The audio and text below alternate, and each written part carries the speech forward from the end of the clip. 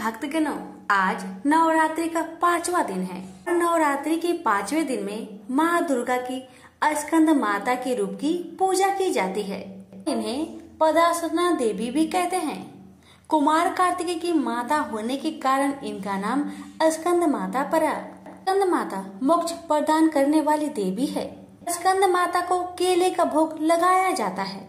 आज का दिन स्कंद माता की पूजा करने से और इनकी कथा का श्रवण करने से जीवन में सुख और शांति आती है।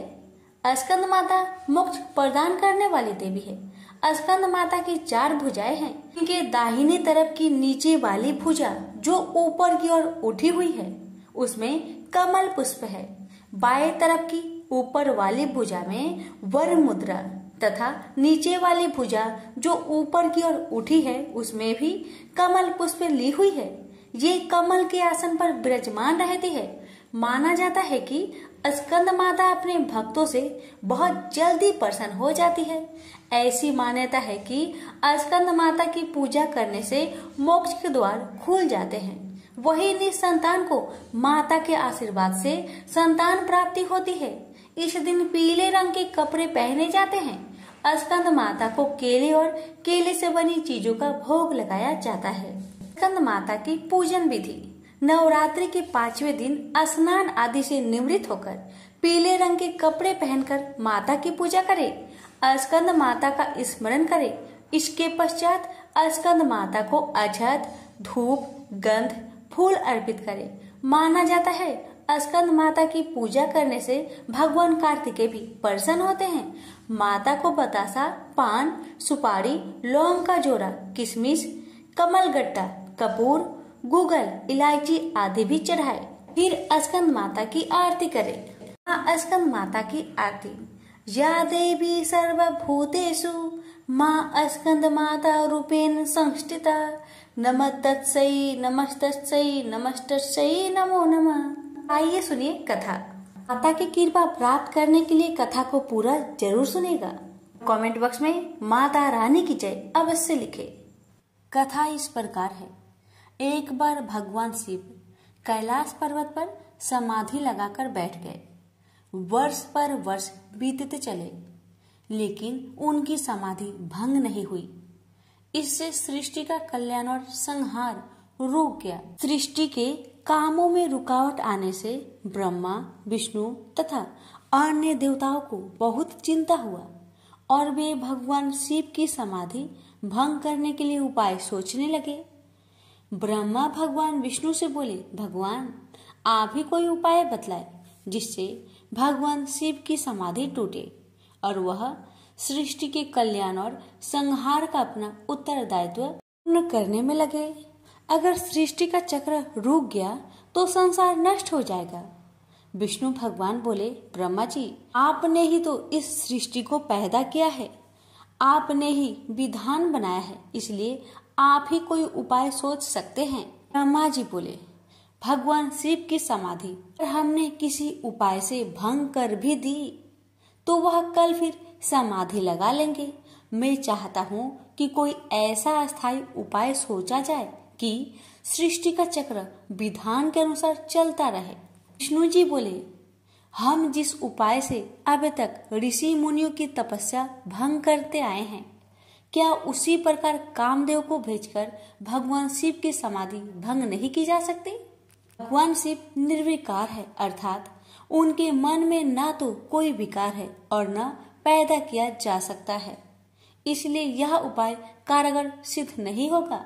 ब्रह्मा जी बोले, भगवान हो सकता है कामदेव से प्रभावित होकर भगवान शिव अपनी समाधि तोड़ दे और फिर किसी स्त्री से विवाह कर ले।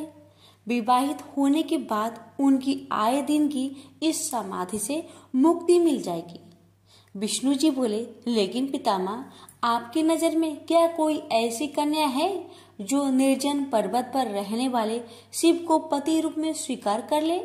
ब्रह्मा जी बोले, मैंने इस काम के लिए योग माया से प्रार्थना की है। उन्होंने चतुर्भुज चामुंडा के रूप में मुझे दर्शन देकर वचन दिया है, वह शिव के साथ विवाह करने के लिए तैयार है।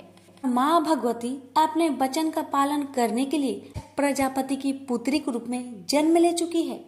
प्रजापति दक्ष ने उनका नाम सती रखा है। इसका अर्थ है पहले ही सारी व्यवस्था कर चुके हैं। विष्णु बोले, मुझे केवल आपकी अनुमति की आवश्यकता थी भगवान। ब्रह्मा जी बोले, इधर भगवती दुर्गा ने दक्ष प्रजापति की कन्या सती के रूप में जन्म ले लिया था। जब वह बड़ी हुई तो उन्होंने अपने पिता दक्ष प्रजापति से कहा कि वह भगवान शिव का पति के रूप में मन ही मन में वर्ण कर चुकी है। सती की बात सुनकर दक्ष बोले, तुम पागल हो गई हो बेटी। शिव तो संसार में वैराग्य ले चुके हैं। वह कभी भी सांसारिक बंधनों में नहीं बंधना चाहेंगे। सती बोली, आप चिंता मत कीजिए पिताजी, मैं अपनी तपस्या द्वारा उन्हें विवाह करने के लिए तैयार कर लूंगी। दक्ष बोले, कोशिश करके देख लो बेटी, लेकिन मुझे आशा नहीं है कि तुम्हारी तपस्या शिव की समाधि भंग कर सकेगी। सती ने माता पिता से आज्ञा लेकर घर में ही भगवान शिव की आराधना करनी आरंभ कर दी। सती की तपस्या के प्रभाव से भगवान शिव की समाधि टूट गई। वह उमा के सामने प्रकट होकर बोले, मैं तुम्हारी तपस्या से बहुत प्रसन्न हूँ उमा, जो भी चाहो वर मांग लो। उमा बोली, भगवान यदि आप मेरी तपस्या से प्रसन्न हैं तो मुझे पत्नी के रूप में स्वीकार कर लीजिए। भगवान शिव तथास्तु कह के वहाँ से अंतर्ध्यान हो गए। स्त्री की इच्छा अनुसार प्रजापति दक्ष ने उमा का विवाह शिव के साथ कर दिया। शिव उमा को लेकर कैलाश पर्वत पर आ गए। एक बार ब्रह्मा जी के दरबार में सब देवता बैठे थे। दक्ष प्रजापति भी वहां आए। ब्रह्मा पुत्र होने तथा सृष्टि बढ़ाने के कारण उनकी प्रतिष्ठा को देखते हुए सबने खड़े होकर उन्हें आदर दिया, प्रणाम किया, पर भगवान शिव वैसे ही बैठे रहे, उनके लिए जैसे कोई आया ही नहीं था। दक्ष ने इसे अपना अपमान समझा और क्रोध में कह बैठे, शिव मेरे जमाता हैं, उन्हें चाहिए था कि मुझ ससुर को उठकर प्रणाम करके आदर देते, पर लगता है इनमें देवताओं के योग शिष्टाचार नहीं है। किसी भी देव यज्ञ में भाग लेने की पात्रता इनमें नहीं है, अतः इन्हें किसी यज्ञ में भाग न दिया जाए। दक्ष क्रोध में बोलते रहे, शिव के लिए जैसे कुछ हुआ ही नहीं हो। वे उसी तरह मुस्कुराए चुप रहे। ब्रह्मा जी की सभा से लौटने के बाद दक्ष ने अपने श्राप को प्रतिष्ठा के लिए स्वयं एक यज्ञ किया तथा निश्चय किया कि इसी यज्ञ में शिव को यह भाग न देने की प्रारंभ किया जाए। उन्हें उस विशाल यज्ञ में भाग लेने के लिए समस्त देवताओं को आमंत्रण भेजा। यज्ञ शुरू हुआ तो देवता लोग आकाश मार्ग से यज्ञ में भाग लेने के लिए जाने लगे। दक्ष की पुत्री सती तो अपने पति शिव के साथ कैलाश धाम में बैठी थी। देवताओं तथा देव पत्नियों को इस प्रकार सज धज कर जाते देख शिव से पूछ बैठी, प्रभु ये सारे देवता अपनी पत्नियों के साथ कहाँ जा रहे हैं? तब भगवान शिव ने कहा, तुम्हें पता नहीं, तुम्हारे पिता दक्ष प्रजापति ने भूमंडल पर बहुत बड़ा यज्ञ शुरू किया है, उसी में भाग लेने के लिए ये सब जा रहे हैं। यह सुनकर सती को आश्चर्य हुआ। उन्होंने कहा, पिताजी विशाल यज्ञ कर रहे हैं और अपनी ही बेटी तथा जमाता को पता ही नहीं। आपके पास निमंत्रण आया है क्या? शिव जी ने हंसकर कहा, अगर निमंत्रण आता तो क्या तुम्हें पता न चलता? सोचा होगा कि जहाँ सब देव तथा देव नारियां देवोपम वस्त्र तथा अलंकारों से सजी धजी आएंगी, वहाँ हमारा जमाता भूत प्रेतों जैसी वेशभूषा में आकर शोभा बढ़ाने के बजाय मेरी हंसी कराएंगे। इसलिए शायद उन्होंने निमंत्रण नहीं भेजा। ने तो उस अपमान की कोई परवाह नहीं की, पर सती अपने तथा अपने पति के प्रति इस प्रकार के व्यवहार से बहुत दुखी हुई तथा इसे अपना अपमान समझा। वे बोली, अपनी प्रतिष्ठा तथा दिखावती श्रेष्ठता का इतना ही ध्यान था तो बेटी ब्याहने से पहले सोचना चाहिए था। मैं पति के इस अपमान को बिल्कुल भी नहीं सहूंगी। मुझे आज्ञा दीजिए, मैं वहां जाकर पिता से पूछती हूँ तथा ये भी देखूंगी कि देवगण कैसे हैं जो देवाधिदेव शिव के बिना उस यज्ञ में भाग लेने जा रहे हैं। शिव ने कहा, उन देवों को क्या पता है कि हमें निमंत्रण नहीं दिया गया है। वैसे भी तुम्हें इस बारे में ज्यादा विचार नहीं करना चाहिए। बिना निमंत्रण के जाने पर अपमान होता है, इसलिए मेरी सलाह है कि तुम भी मत जाओ। सती अपने पिता द्वारा की गई इस उपेक्षा तथा अपमान को सह न पा रही थी। पति शिव की आज्ञा न मिलने पर भी सती अपने पिता के घर जाने की जिद पर अड़ी रही। शिव ने सोचा कि सती क्रोध में है, पता नहीं कुछ अनहोनी ना हो जाए, इसलिए उन्होंने अपने कुछ गणों को सती की रक्षा के लिए भेज दिया। सती अपने पिता के घर पहुंची तो उनकी माता और बहनों ने तो बड़े स्नेह और सम्मान के साथ उनका स्वागत किया, लेकिन दक्ष तथा उसके समर्थकों ने उमा के प्रणाम का उत्तर देना तो दूर, उनकी ओर आंख उठाकर भी नहीं देखा। सती को अपने अपमान की परवाह नहीं थी। उन्होंने पिता से पूछा, पिताजी, आप प्रजापति की माया के अनुसार इतना बड़ा कर रहे हैं, इसमें भाग लेने के लिए देवगण तथा आपकी अन्य पुत्रियां तथा जमाता भी आमंत्रित है। मुझे और मेरे पति को आपने आमंत्रित क्यों नहीं किया? दक्ष ने कहा, सती, तुम अब मेरी पुत्री से अधिक किसी की पत्नी हो। तुम्हारे पति की उद्दंडता के कारण मैंने उसे श्राप दिया है। वह यज्ञ भाग का अधिकारी नहीं होगा। वैसे भी भूत पिचासों के साथ शमशान में रहने वाले का स्वर्ग में रहने वाले देवताओं के बीच कोई स्थान नहीं होता। सती ने कहा, वे आपके जमाता है, आपने उनकी पाद पूजा की है। वे देवों के देव महादेव हैं। यदि उन्हें ही यज्ञ भाग से वंचित किया गया तो वह यज्ञ उनके बिना सफल नहीं होगा। मैं स्वयं इसकी हव्य बनूंगी। न कहकर सती यज्ञ कुंड में कूद पड़ी। सती को यज्ञ कुंड में कूदते देख वहां हाहाकार मच गया। लोग उठ उठकर भागने लगे। यज्ञ की सामग्री लोगों के पैरों से कुचलकर इधर उधर जा गिरी। सती को इस प्रकार सती होते देख शिव के गण यज्ञ में आए ऋषि मुनियों और दक्ष के सैनिकों पर टूट पड़े। देख महर्षि भृगु वेद मंत्रों से अग्नि में आहुतियां देने लगे। महाशक्तिशाली अनगिनत दैत्य पैदा हो गए और शिव के गणों का संहार करने लगे। तभी आकाशवाणी हुई, मूर्ख दक्ष, तूने जिसको अपनी पुत्री समझकर अपमान किया है, अनादि शक्ति जगत की सृष्टा, रक्षिका और कल्पात में संहार करने वाली है। वही योग माया माँ भगवती है। तूने उनका अनादर करके अपने विनाश के द्वार खोल लिए हैं। अब शिव के क्रोध से तेरी रक्षा करने वाला इस संसार में कोई नहीं है।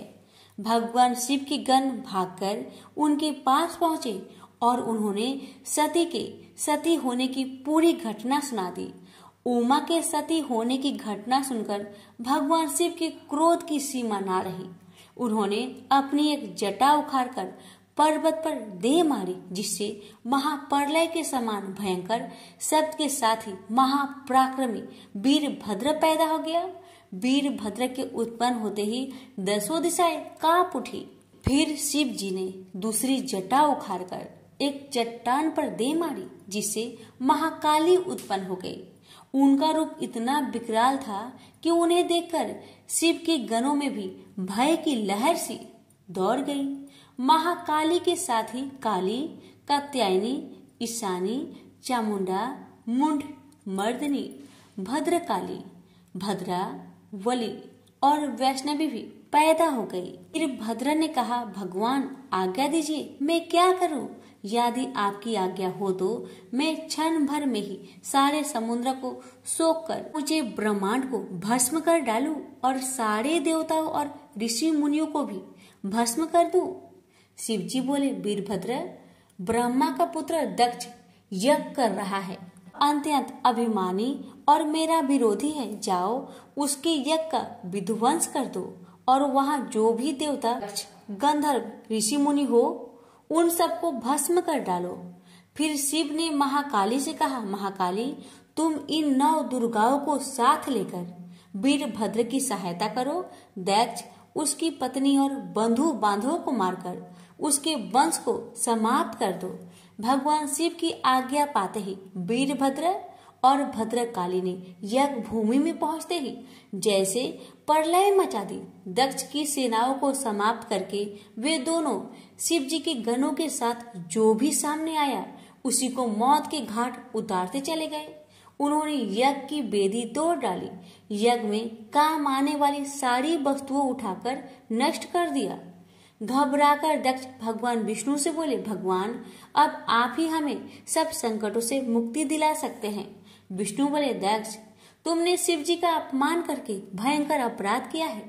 उनके गणों का सेनापति वीरभद्र इतना शक्तिशाली है कि मैं भी उनका कुछ नहीं बिगाड़ सकता।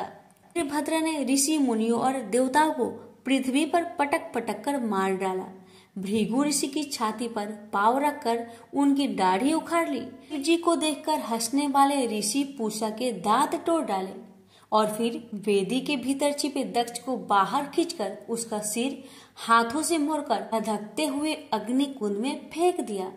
इस प्रकार अपने स्वामी का अपमान करने वाले दक्ष को पूर्ण रूप से दंडित करके वीरभद्र कैलाश पर्वत पर लौट गए। से बोलिए उमापति शंकर भगवान की जय, नौ दुर्गा माता की जय। इस अध्याय में सुनेंगे निशुंभ वध की कहानी। राजा ने कहा, ऋषिराज आपने रक्त बीज के वध से संबंध रखने वाला वृत्तांत मुझे सुनाया। अब मैं रक्त बीज के मरने के पश्चात क्रोध भरे हुए शुंभ व निशुंभ ने जो कर्म किया वह सुनना चाहता हूँ। महर्षि मेधा ने कहा, रक्त बीज के मारे जाने पर शुंभ और निशुंभ को बहुत क्रोध आया और अपनी बहुत बड़ी सेना को इस प्रकार सर्वनाश होते देखकर निशुंभ देवी पर आक्रमण करने के लिए दौड़ा। उसके साथ बहुत से बड़े बड़े असुर देवी को मारने के वास्ते दौड़े और महापराक्रमी शुंभ अपनी सेना सहित चंडिका को मारने के लिए बढ़ा। फिर शुंभ और निशुंभ का देवी से घोर युद्ध होने लगा और वह दोनों असुर इस प्रकार देवी पर बाण फेंकने लगे जैसे मेघों से वर्षा हो रही हो। उन दोनों के चलाए हुए बाणों को देवी ने अपने बाणों से काट डाला और अपने शस्त्रों की वर्षा से उन दोनों दैत्यों को चोट पहुंचाई। निशुंभ ने तीक्ष्ण तलवार और चमकती हुई ढाल लेकर देवी के सिंह पर आक्रमण किया। अपने वाहन को पहुंची हुई देखकर देवी ने अपने क्षुद्र नामक बाण से निशुंभ की तलवार व ढाल दोनों को ही काट डाला।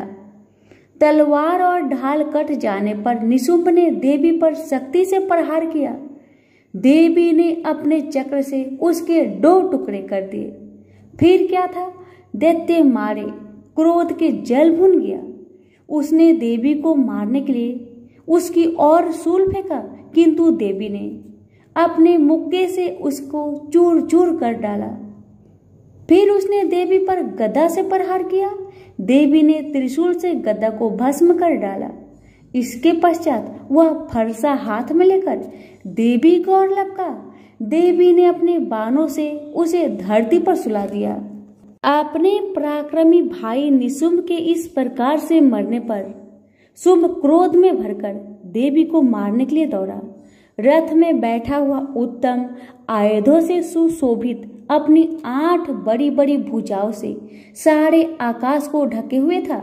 शुंभ को आते हुए देखकर देवी ने अपना शंख बजाया और धनुष की टंकार का भी अत्यंत दुस्सह शब्द किया।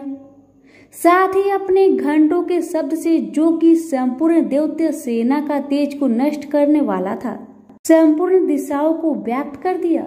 इसके पश्चात देवी के सिंह ने भी अपनी दहाड़ से, जिसे सुन बड़े बड़े बलवानों का मद चूर चूर हो जाता था, आकाश पृथ्वी और 10 दिशाओं को पूरित कर दिया। फिर आकाश में उछलकर काली ने अपने दांतों तथा हाथों को पृथ्वी पर पटका। उसके ऐसा करने से ऐसा शब्द हुआ जिससे कि उससे पहले के सारे शब्द शांत हो गए। इसके पश्चात शिवदूती ने असुरों के लिए भय उत्पन्न करने वाला अट्टहास किया, जिसे सुनकर सब दैत्य थर्रा उठे और शुंभ को बड़ा क्रोध हुआ। फिर अंबिका ने उसे, अरे दुष्ट, खड़ा रह कहा तो आकाश से सभी देवता जय हो बोल उठे। शुंभ ने वहां जाकर ज्वालाओं से युक्त एक अत्यंत भयंकर शक्ति छोड़ी, जिसे आते देखकर देवी ने अपनी मोहलका नामक शक्ति से काट डाला। राजन, फिर शुंभ के सिंहनाद से तीनों लोक व्याप्त हो गए और उसकी प्रतिध्वनि से ऐसा घोर शब्द हुआ जिसने इससे पहले के सब शब्दों को जीत लिया। शुंभ के छोड़े बाणों को देवी ने और देवी के छोड़े बाणों को शुंभ ने अपने बाणों से काटकर सैकड़ों और हजारों टुकड़ों में परिवर्तित कर दिया। इसके पश्चात जब चंडिका ने क्रोध में भर शुंभ को त्रिशूल से मारा तो वह मूर्छित होकर पृथ्वी पर गिर पड़ा। इतने में निशुंभ चैतन्य होकर वहां धनुष लेकर आया और अपने बाणों से उसने देवी काली तथा सिंह को घायल कर दिया। फिर उस राक्षस ने 10,000 भुजाएं धारण करके चक्र आदि आयुधों से देवी को आच्छादित कर दिया। तब भगवती दुर्गा ने कुपित होकर अपने बाणों से उन चक्रों तथा बाणों को काट डाला। यह देखकर निशुंभ हाथ में गदा लेकर चंडिका को मारने के लिए दौड़ा। उसके आते ही देवी ने तीक्ष्ण धार वाले खड्ग से उसकी गदा को काट डाला। उसने फिर त्रिशूल हाथ में ले लिया। देवताओं को दुखी करने वाला निशुंभ को त्रिशूल हाथ में लिए हुए आता देखकर चंडिका ने अपने शूल से उसकी छाती पर प्रहार किया और उसकी छाती को चीर डाला। शूल विदीर्ण हो जाने पर उसकी छाती में से एक उस जैसा ही महापराक्रमी दैत्य ठहर जा कहता हुआ निकला। उसको देखकर देवी ने बड़े जोर से ठहाका लगाया। अभी वह निकलने भी न पाया था कि उसका सिर अपनी तलवार से काट डाला। सिर के कटने के साथ ही वह पृथ्वी पर गिर पड़ा। तदंतर सिंह दहाड़ कर असुरों को भक्षण करने लगा और काली शिव दूती भी राक्षसों का रक्त पीने लगी। कौमारी की शक्ति से कितने ही महादैत्य नष्ट हो गए। ब्राह्मणी की कमंडल के जल से कितने ही असुर तेजोहत हो गए। कई दैत्य महेश्वरी के त्रिशूल से विदीर्ण होकर पृथ्वी पर गिर पड़े और कई बारही के प्रहारों से छिन्न भिन्न होकर धराशायी हो गए। वैष्णवी ने भी अपने चक्र से बड़े बड़े पराक्रमियों का कचुम्बर निकालकर उन्हें यमलोक भेज दिया और ऐन्द्री के वज्रों से कितने ही महाबली राक्षस टुकड़े टुकड़े हो गए। कई दैत्य मारे गए, कई भाग गए, कितने ही काली शिव दूती और सिंह ने भक्षण कर दिए। प्रेम से बोलिए माता रानी की जय हो। यहीं पर हमारी श्री दुर्गा सप्तशती पाठ 9वां अध्याय समाप्त हुआ। अब सुनिए 10वां अध्याय। इस अध्याय में सुनेंगे शुंभ वध की कहानी। महर्षि मेधा ने कहा, राजन, अपने प्यारा भाई को मरा हुआ तथा सेना को नष्ट हुए देखकर क्रोध में भरकर दैत्यराज शुंभ कहने लगा, दुष्ट दुर्गे, तू अहंकार से गर्व मत कर, क्योंकि तू दूसरों के बल पर लड़ रही है। देवी ने कहा, दुष्ट, मैं तो अकेली हूँ। इस संसार में मेरे सिवा दूसरा कौन है? यह सब मेरी शक्तियां हैं। देख, यह सब की सब मुझ में प्रविष्ट हो रही है।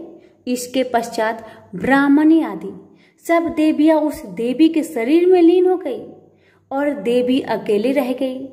तो देवी ने कहा, मैं अपनी ऐश्वर्य शक्ति से अनेक रूपों में यहाँ उपस्थित हुई थी। उन सब रूपों को मैंने समेट लिया है। अब अकेली ही यहाँ खड़ी हूँ, तुम भी यही ठहरो। महर्षि मेधा ने कहा, जब देवताओं तथा राक्षसों को देखते देवी तथा शुंभ में भयंकर युद्ध होने लगा, अंबिका देवी ने सैकड़ों अस्त्र शस्त्र छोड़े। उधर दैत्यराज ने भी भयंकर अस्त्रों का प्रहार आरंभ कर दिया। देवी के छोड़े हुए सैकड़ों अस्त्र को दैत्य ने अपने शस्त्रों द्वारा काट डाला। इसी प्रकार शुंभ ने जो अस्त्र छोड़े उनको देवी ने अपनी भयंकर हुक्कार द्वारा ही काट डाला। दैत्य ने जब सैकड़ों बाण छोड़कर देवी को ढक दिया तो क्रोध में भरकर देवी ने अपने बाणों से उसका धनुष नष्ट कर डाला। धनुष कट जाने पर दैत्येंद्र ने शक्ति चलाई, लेकिन देवी ने उसे काट कर फेंक दिया।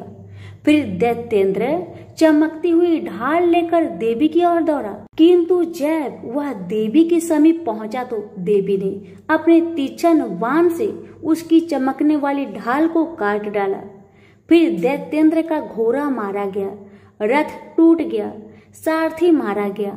तब वह भयंकर मुकद्दर लेकर देवी ने अपने तीक्ष्ण बाण से उसके मुकद्दर को भी काट डाला। इस पर दैत्य ने क्रोध में भरकर देवी की छाती में बड़े जोर से एक मुक्का मारा। दैत्य ने जब देवी को मुक्का मारा तो देवी ने भी उसकी छाती में जोर से एक थप्पड़ मारा। थप्पड़ खाकर पहले तो दैत्य पृथ्वी पर गिर पड़ा, किंतु तुरंत ही वह उठकर खड़ा हुआ। फिर वह देवी को पकड़कर आकाश की ओर चला और उछला, और वहां जाकर दोनों में युद्ध होने लगा। वह युद्ध ऋषियों व देवताओं को आश्चर्य में डालने वाला था। देवी आकाश में दैत्य के साथ बहुत देर तक युद्ध करती रही। फिर देवी ने उसे आकाश में घुमाकर पृथ्वी पर गिरा दिया। दुष्ट आत्मा दैत्य पुनः उठकर देवी को मारने के लिए दौड़ा। तब उसको अपनी ओर आता हुआ देखकर देवी ने उसकी छाती विदीर्ण करके उसको पृथ्वी पर पटक दिया। देवी के त्रिशूल से घायल होने पर उस दैत्य के प्राण पेखरू उड़ गए, और उसके मरने पर समुद्र द्वीप और पृथ्वी सब कांपने लग गए। तदंतर उस दुष्ट आत्मा के मरने से संपूर्ण जगत प्रसन्न व स्वस्थ हो गया तथा आकाश निर्मल हो गया। पहले जो उत्पात सूचक मेघ और उल्कापात होते थे वह सब शांत हो गए थे। उसके मारे जाने पर नदियां अपने ठीक मार्ग में बहने लगी। संपूर्ण देवताओं का हृदय हर्ष से भर गया और गंधर्वनियां सुंदर गान करने लगी। गंधर्व बाजे बजाने लगे और अप्सराएं नाचने लगी। पवित्र वायु बहने लगी। सूर्य की कांति स्वच्छ हो गई। यज्ञशालाओं की बुझी हुई अग्नि अपने आप प्रज्वलित हो उठी तथा चारों दिशाओं में शांति फैल गई। तो प्रेम से बोलिए माता रानी की जय हो। यहीं पर हमारी श्री दुर्गा सप्तशती पाठ का 10वां अध्याय समाप्त हुआ। एक समय की बात है, एक भाई बहन रहते थे। बहन का नियम था कि वह अपने भाई का चेहरा देखे ही खाना खाती थी। हर रोज सुबह उठती थी और जल्दी जल्दी घर का सारा काम काज करके अपने भाई का मुख देखने के लिए उसके घर से निकल जाती। एक दिन रास्ते में एक पीपल पेड़ के नीचे गणेश जी की मूर्ति रखी हुई थी। उसने भगवान के सामने हाथ जोड़कर कहा कि मेरे जैसा अमर सुहाग और मेरे जैसा अमर पिहर सबको दीजिए। यह कहकर वह आगे बढ़ जाया करती थी। हर दिन का उसका यही नियम था। जंगल के झाड़ियों के कांटे उसके पैरों में चुभा करते थे। एक दिन बहन भाई के घर पहुंची और भाई का मुख देखकर बैठ गई। तो भाभी ने पूछा, पैरों में क्या हो गया है ननद जी? यह सुनकर उसने भाभी को जवाब दिया कि रास्ते में जंगल की झाड़ियों से गिरे हुए कांटे मेरे पाँव में चुभ जाते हैं। जब वह वापस अपने घर आ गई तब भाभी ने अपने पति से कहा कि रास्ते को साफ करवा दो। हमारी ननद यानी कि आपकी बहन झाड़ियों के रास्ते से आती है तो उसके पाँव में बहुत सारे कांटे चुभ जाते हैं। पत्नी की इतना बात सुनते ही भाई तुरंत उठा और हाथों में कुल्हाड़ी लेकर सारी झाड़ियों को काटकर रास्ता साफ कर दिया। और इसी कारण से गणेश जी का स्थान भी वहां से हट गया। यह देखकर भगवान गुस्सा हो गए और उसके भाई के प्राण को हर लिए। लोग अंतिम संस्कार के लिए जब भाई को ले जा रहे थे तब उसकी भाभी रोती हुई लोगों से कही, थोड़ी देर रुक जाओ, उसकी बहन आने वाली है। वह अपने भाई का मुख देखे बिना नहीं रह सकती। उसका यह हर दिन का नियम है।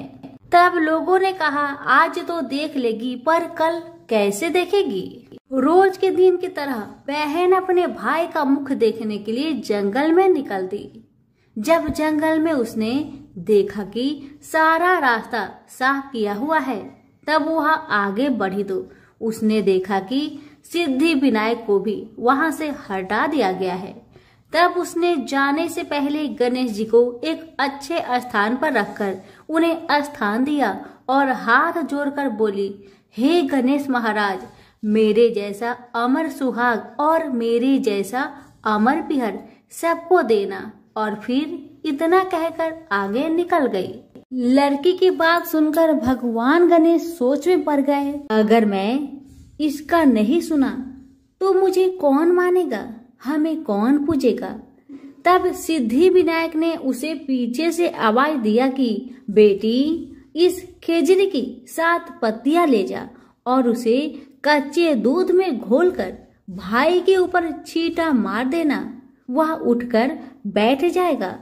यह सुनकर जब बहन पीछे मुड़ी तो उसने देखा कि वहां तो कोई नहीं है, लेकिन फिर भी उसके दिल से आवाज आई, जो मैंने सुना वैसे ही करती हूँ, देखा जाए क्या होता है। इतना सोचकर वह 7 खेजड़ी की पत्तियां लेकर अपने भाई के घर पहुंची। उसने देखा वहां कई लोग बैठे हुए हैं, भाभी बैठी रो रही है और पास में ही भाई का लाश रखा हुआ है।